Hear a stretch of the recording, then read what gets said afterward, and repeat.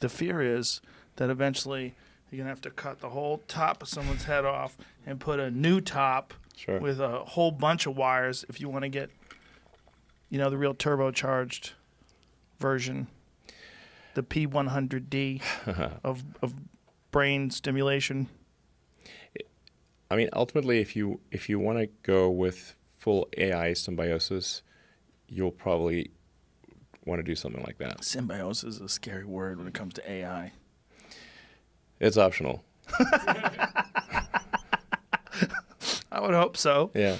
It's just, once you enjoy the Dr. Manhattan lifestyle, once you become a god, seems very, very unlikely you're going to want to go back to being stupid again. I mean, you literally could fundamentally change the way human beings interface with each other. Yes. Yes. You wouldn't need to talk. I'm so scared of that, but so excited about it at the same time. Is that weird? Yeah, I mean, I think this is one of the paths to, think like what are like AI is getting better and better. So now let's assume it's sort of like a benign AI scenario. Even in a benign scenario, we're kind of left behind. We're not along for the ride. We're just too dumb. Right. So how do you go along for the ride? It's like you can't beat him, join him. So, and we're already a cyborg to some degree, right? Because you've got your phone, you've got your laptop, glasses. You got your electronic devices. Yeah.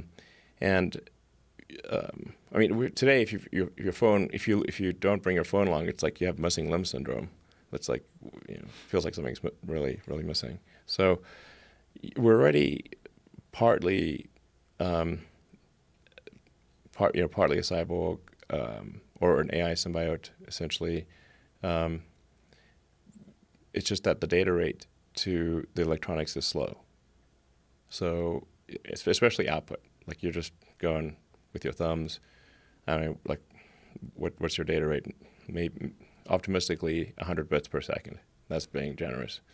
And now the computer can communicate at like 100 terabits. So certainly gigabits are trivial at this point. So this is like basically your computer could do do things a million times faster. Or you're, at a certain point, it's like the AI is like talking to a tree. Okay, it's just boring. You talk to a tree. It's not very entertaining. So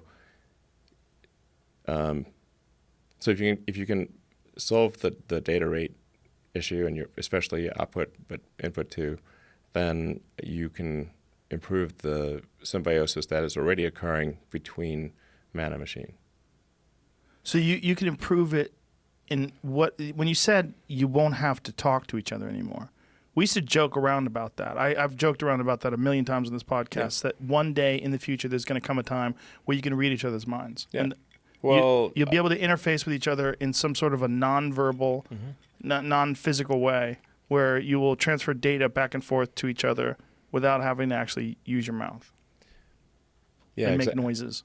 Exactly. So what happens when let's say you've got some complex idea that you're trying to convey to somebody else, and how do you do that? Well, your brain spends a lot of effort compressing a complex concept into words, and there's a lot of loss, information loss that occurs when compressing a complex concept into words.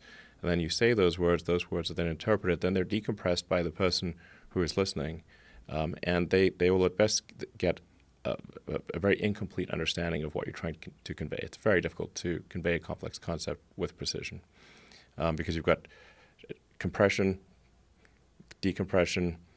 You may not even have heard all the words correctly, and so communication is difficult. What we have here is a failure to communicate.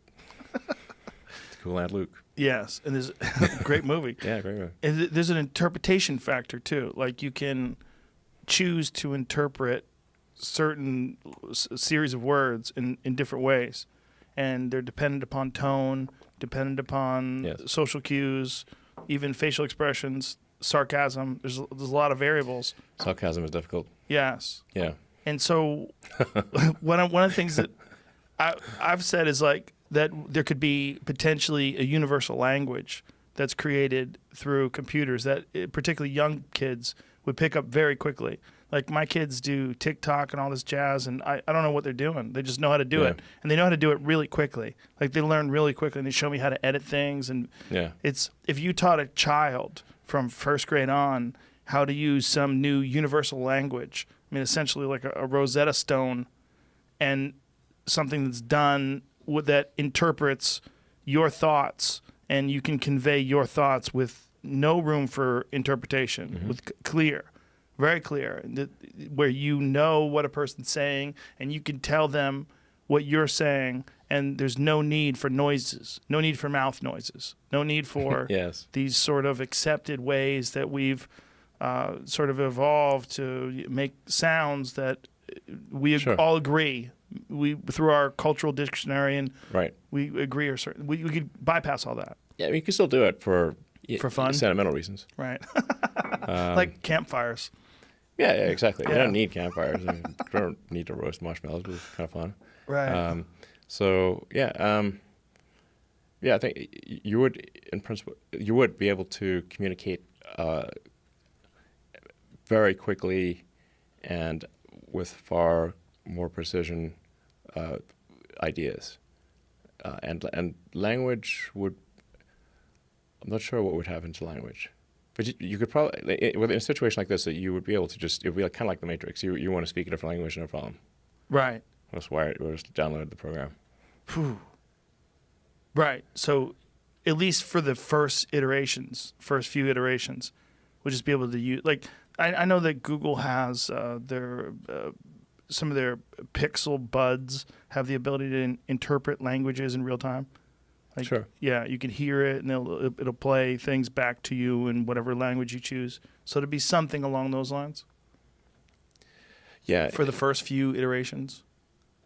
Well, the first few iterations are, I mean, what I'm talking about is like in the limit over time, with a lot of development. The first few iterations, really in the first few versions, all we're going to be trying to do is solve brain injuries.